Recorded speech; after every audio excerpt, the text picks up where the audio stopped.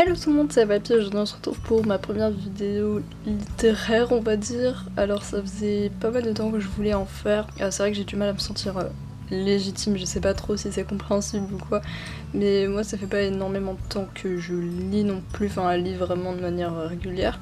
Ça fait quoi, peut-être en fait cette année quoi, donc enfin l'année 2019, vraiment régulièrement quoi. Mais ça faisait un moment que je voulais en faire, après je savais pas trop quoi dire dedans parce que j'avais peur, juste je suis pas très douée en analyse, enfin ça dépend en fait, mais j'ai du mal à dire mon avis sur les trucs et tout. Mais du coup je me dis que là il y a eu un challenge littéraire qui s'appelle le Cold Winter Challenge, qui est un challenge qui dure il me semble 2-3 mois, je sais même plus quand ça commence, c'est la meuf. Et du coup, il y a 4 menus. Et dans ces menus, il faut choisir des livres qui correspondent en fait. Donc ça, après, je vous renvoie à la vidéo de Margot Liseuse pour les règles du challenge et tout. Alors, comme j'avais peur de... Enfin, j'avais envie au moins de compléter chaque menu. Il y en a 4, donc ça me faisait 4 livres à lire en 2 mois je crois, donc du coup ça allait pas être très dur normalement. Du coup je vais les faire dans l'ordre de mes lectures, en gros je vais vous dire un peu mon avis dessus et ce que j'en ai pensé, et du coup si vous avez fait le challenge ou même si vous lisez des livres ou si vous avez lu les mêmes livres que moi ou quoi, bah n'hésitez pas à dire dans les commentaires et tout, j'attends vraiment vos retours parce que je sais pas si ça va vraiment m'intéresser beaucoup sur ma chaîne vu que je fais pas du tout ça d'habitude, donc en vrai j'aimerais trop. Enfin, j'avais trop envie de partager ça avec vous et j'espère que vous aussi c'est un peu votre délire et tout. Du coup, le premier livre que j'ai lu c'est A Christmas Carol de Charles Dickens. Alors, je l'ai lu en VO du coup. J'avais envie de le lire en VO parce que ça faisait un moment que j'avais pas lu en anglais et j'aime bien ça. Mais au final, c'est un petit peu compliqué. Enfin, il y avait pas mal de mots de vocabulaire que je connaissais pas. Après, je pense avoir saisi à peu près toute l'histoire. Mais il y a peut-être des images ou quoi que j'ai pas forcément bien compris. Je sais pas, après, c'est un conte, donc j'imagine forcément qu'il y a des trucs un peu cachés. Et quand c'est en VO, c'est un peu plus compliqué de comprendre. Du coup, pour l'histoire, c'est. Ben, du coup, ça traite du personnage de Scrooge ou Picsou. Alors, moi, Picsou, je le connais des personnages Disney en fait. Donc, des neveux de Donald, tout ça. Et j'avais toujours trouvé ce personnage super bizarre. Déjà dans le dessin animé, ça se voit qu'il est assez égoïste déjà dans l'histoire avec le Père Noël. Je sais pas si vous l'avez vu, le truc du calendrier de l'Avent. Et il est égoïste et hyper avide et tout. Et du coup, je me doutais pas mal du personnage que ça allait être. Et au final, ben c'était bien ça. D'ailleurs, j'ai oublié de vous le dire, mais c'était dans le menu La magie de Noël. Donc là, pour le coup, c'était vraiment en rapport avec Noël. Hein. Parce que ça se passait pendant Noël, et donc en gros c'était sur ce personnage, donc Picsou, que j'avais vraiment toujours voulu découvrir en fait, parce que j'en entendais beaucoup parler et ça m'intéressait vachement, et surtout j'aime bien lire les histoires originales, que Disney ils romancent beaucoup on va dire, enfin ils rendent toujours tout un peu plus beau que ce que c'est réellement.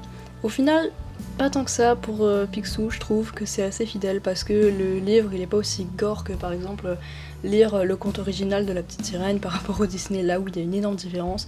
Mais là, au niveau du caractère du personnage et tout, je trouve que ça passe. Du coup, globalement, dans le bouquin, donc ça se passe à la période de Noël, et Scrooge, c'est vraiment un personnage qui est détesté de tout le monde.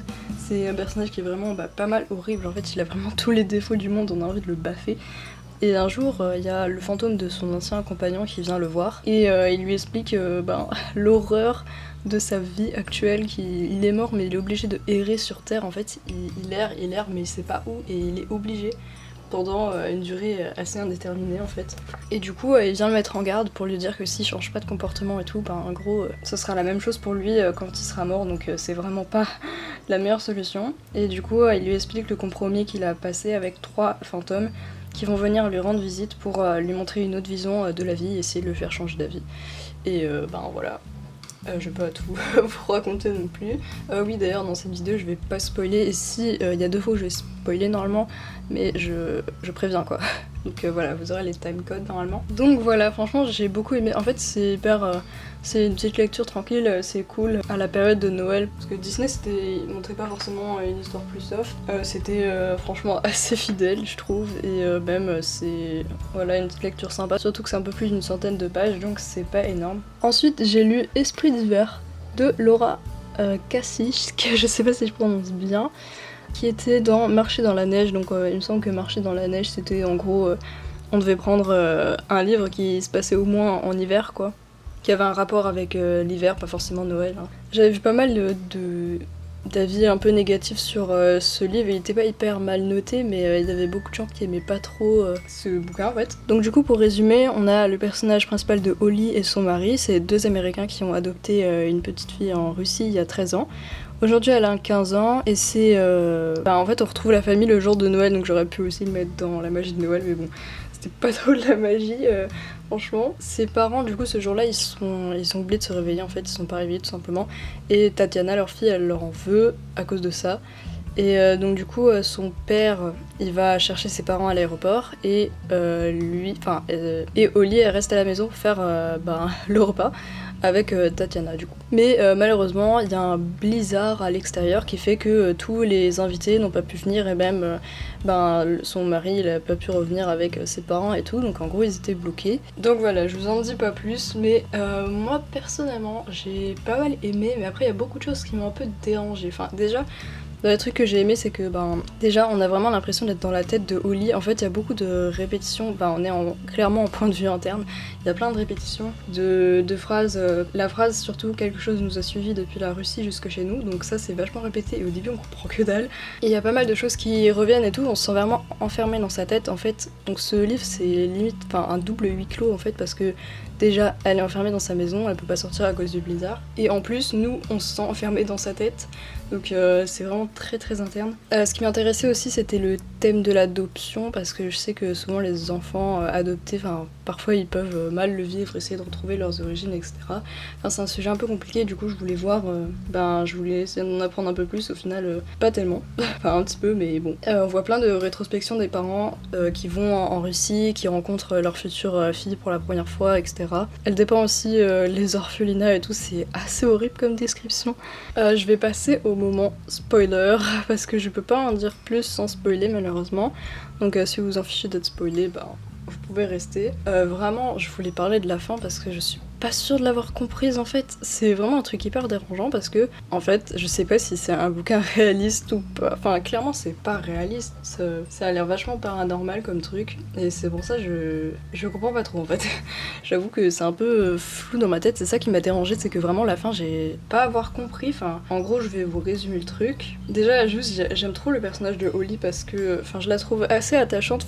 Au final, quand j'ai écrit ça, je la trouvais attachante avec le recul.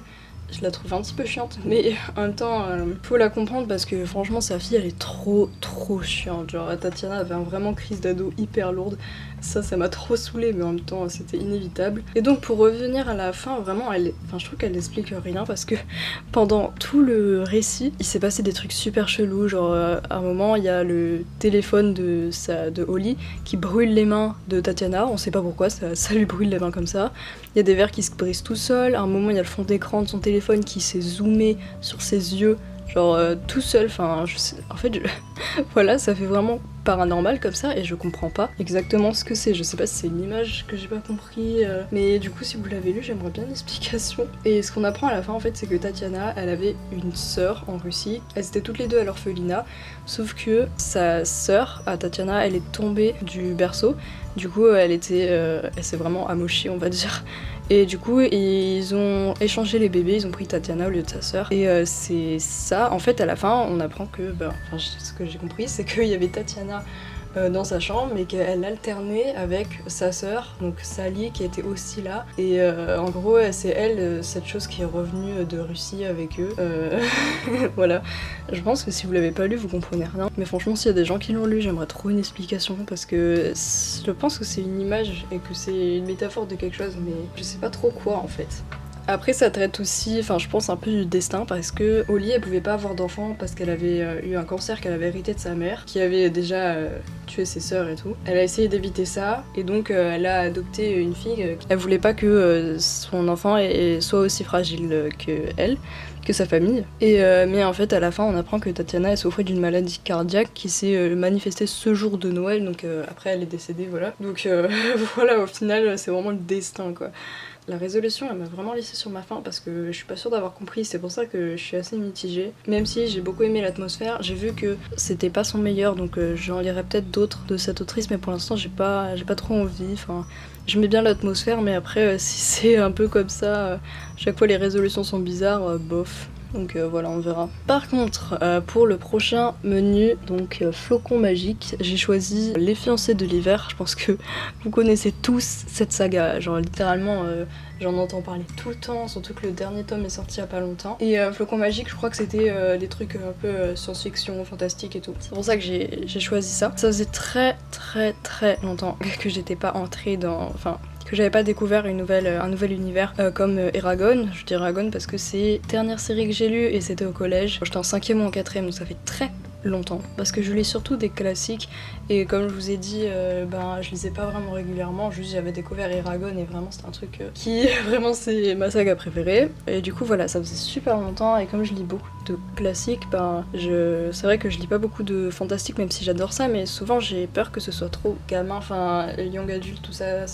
généralement c'est pas trop mon truc, même si Eragon c'est trop bien, voilà, mais parfois ça fait trop enfant quand même. Voilà, du coup j'ai un peu de mal, mais je pense que c'est normal quand on lit des classiques passer de l'un à l'autre, ça fait bizarre. Du coup je me suis enfin lancée dans cette saga, que ça faisait très longtemps que je voulais, qui m'a vraiment motivée, c'était que le dernier tome était sorti et aussi le fait d'avoir ce challenge et qu'il y avait ce menu et que je me suis dit ok c'est bon je me lance. Donc en plus je l'ai vraiment commencé sur un coup de tête, enfin une pulsion, genre je venais de finir Les Misérables, c'était pas du tout pour ce challenge mais je l'ai lu parce que je sais pas, je faisais une pause dans le challenge et au mois de décembre j'ai quasiment pas lu, enfin surtout les 2 dernières semaines. Donc voilà, et du coup j'avais Les Misérables, donc j'ai lu le premier tome et je l'ai fini il y a pas longtemps, genre le 22 janvier quoi.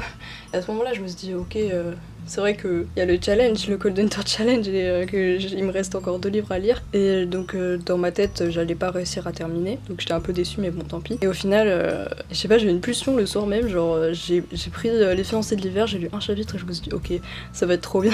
J'ai refermé le livre, je suis allée dormir et genre, en 3 jours, c'était torché vraiment. C'était trop cool, ça m'a fait trop de bien de replonger dans un univers, même si au fond, c'est toujours la Terre, mais c'est quand même vachement différent comme une autre dimension quoi, parce qu'il y a de la magie. Pour résumer, même si je pense que vous connaissez tous, ça se passe sur Terre, mais en fait pas vraiment, puisqu'en fait ça se déroule après la déchirure, ils l'appellent comme ça, donc j'imagine qu'en fait en gros c'est la Terre qui a explosé, elle s'est déchirée en plusieurs royaume qui flotte. Donc la personnage principale, Ophélie, elle habite sur le royaume Anima et c'est une animiste du coup, et en gros les animistes ils ont certains pouvoirs, par exemple elle peut lire les objets, c'est-à-dire qu'elle peut voir tout le passé des objets remonter jusqu'au tout début, jusqu'à la naissance de l'objet on va dire, elle retrace tout l'historique. Mais c'est pas pareil pour tous. En gros c'est un pouvoir que tu as vers tes 13 ans je crois, un truc comme ça, et si tu le prends pas au sérieux, après ce pouvoir il s'en va et ce pouvoir il s'évapore, enfin il s'évacue et en fait tu peux plus le récupérer, donc il faut vraiment le prendre au sérieux très tôt, enfin bref,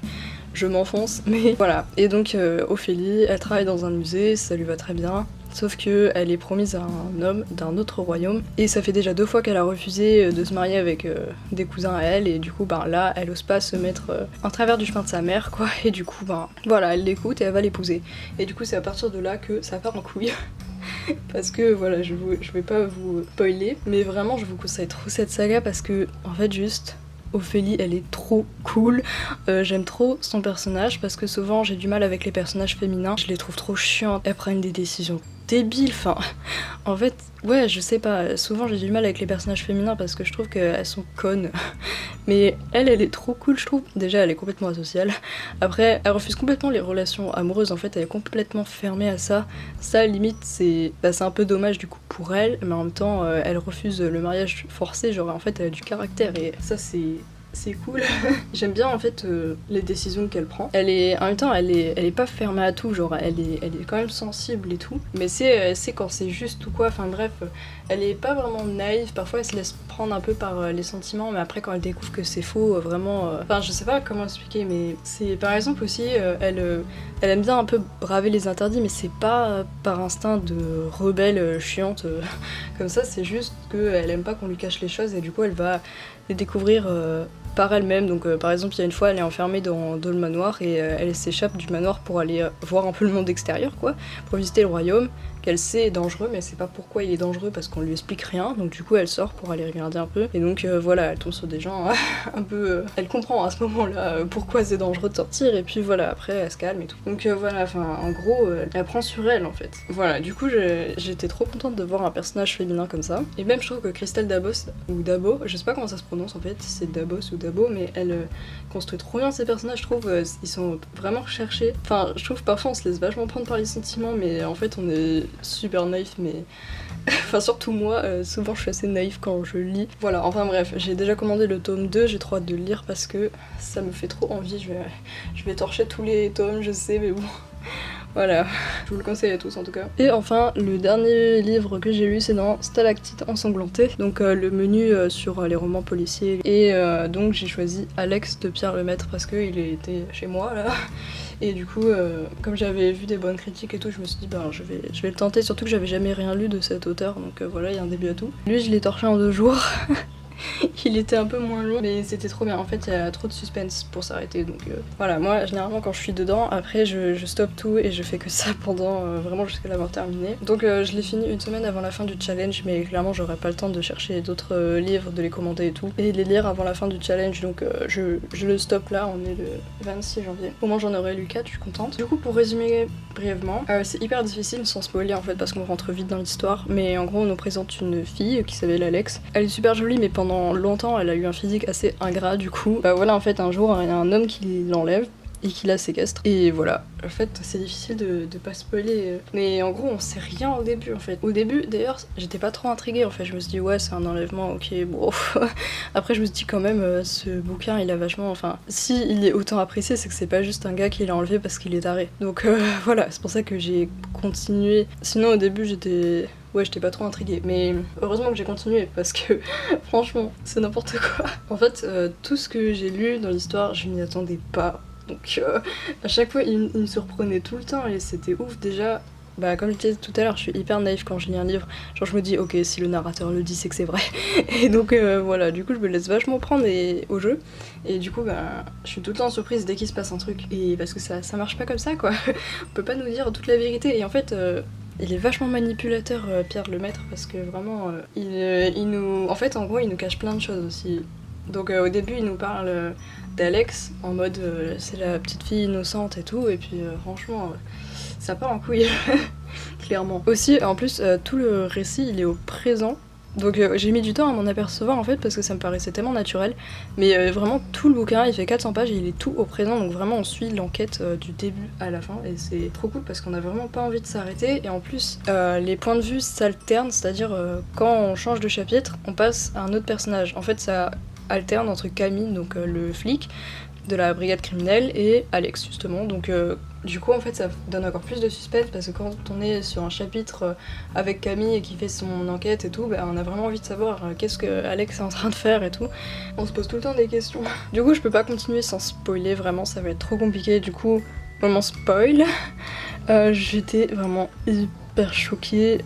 Dans ma tête, Alex c'était vraiment la fille la plus innocente du monde, enfin vraiment juste... Enfin c'était compliqué pour elle au collège et tout, parce qu'elle était pas forcément jolie et tout, donc vraiment on n'a pas de mal à s'identifier au personnage. Et après on regrette de s'être identifié en fait. Enfin on regrette pas forcément, en fait à la fin ben vraiment on a envie de la déculpabiliser, même si au fond c'est quand même grave ce qu'elle a fait, mais bon voilà. Quand Camille il était persuadé qu'elle était coupable des crimes qui avaient été commis à l'acide et tout, moi dans ma tête j'avais envie de lui hurler mais non c'est pas elle, enfin ça peut pas être elle.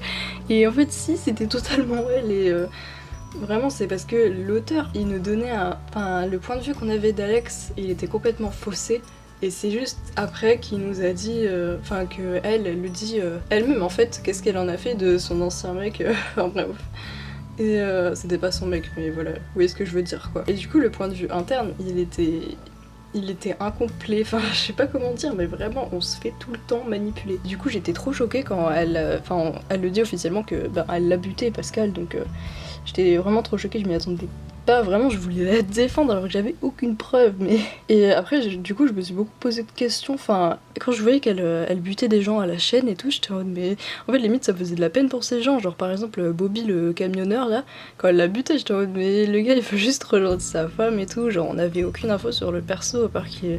Ça se voyait qu'il avait pas envie de coucher avec elle. Je me suis trop laissée prendre au jeu, enfin à la fin on est témoin de son suicide en fait. Et du coup quand Camille commence à dire oui c'est vous qui l'avez tué à son frère, donc Thomas Vasseur je crois, enfin il prouve que c'est lui qui l'a tué et tout. Moi je me disais ah ouais d'accord, sans suicide déguisé et tout, en fait il l'a buté, et genre j'étais grave dans le truc en fait, j'étais grave d'accord en mode oui bah ça doit être ça, c'est vrai, parce que elle était pas prête à se suicider, elle a pris... Parce que moi non plus j'ai pas trop compris sur le coup, elle s'est suicidée alors qu'elle avait pris un taxi et tout. Elle avait commandé un taxi pour le lendemain, donc j'étais un peu brainfuck. Et du coup, j'étais trop d'accord avec Camille et tout. Alors qu'en fait, c'est pas du tout ça, elle s'est vraiment suicidée. Et après, en plus, quand il commençait à parler de meurtre et tout, je me suis dit, ouais, c'est à cause du whisky. Genre, elle a l'impression que c'est elle qui s'est cogné la tête, mais son frère était déjà là, et comme depuis le début il nous manipule, il nous a pas tout dit, etc. Mais en fait, non, il a jamais été là en fait. C'est juste elle qui a tout mis en scène pour qu'on croie justement à un suicide déguisé, mais en fait, non. Pour que ça retombe sur son frère. Et ça, j'étais assez contente du coup parce que son frère c'est vraiment un connard. Donc voilà. Mais du coup, on a vraiment envie de la déculpabiliser parce que tout ce qu'elle a vécu et tout, c'était à cause de son frère au final. Genre, c'est à cause de lui qu'elle est comme ça. Donc voilà, après, je sais pas si tout marche pas comme ça, mais bon voilà quoi. Enfin, on n'a pas trop envie de lui en vouloir d'un côté, même si c'était vraiment dégueulasse comment elle l'est butée. C'était bien gore. Hein. Mais fin du spoiler, voilà, du coup je comprends vraiment pourquoi il y a plein de gens qui ont aimé ce livre, parce que vraiment, du début à la fin, le mec il arrête pas de nous manipuler l'auteur et j'étais trop choquée à la fin, je m'attendais pas du tout à ça. Voilà, c'était super satisfaisant et j'en lirai d'autres c'est sûr. Donc voilà, c'est la fin de cette vidéo, merci de l'avoir regardée. Dites-moi si vous voulez plus de vidéos littéraires, je sais pas. Pour l'instant je sais pas trop ce que je pourrais faire d'autre parce que je sais pas si ça vous intéresse, mais du coup n'hésitez pas à me dire et puis on se retrouve bientôt pour une nouvelle vidéo. Bisous.